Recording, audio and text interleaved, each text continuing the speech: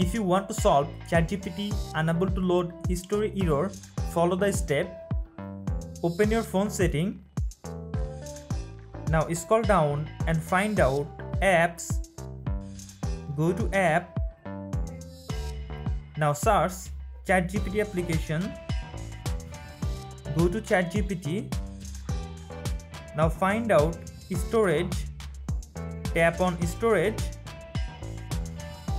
Now clear cache data from the lower right corner.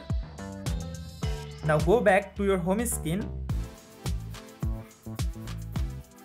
Open Google Play Store.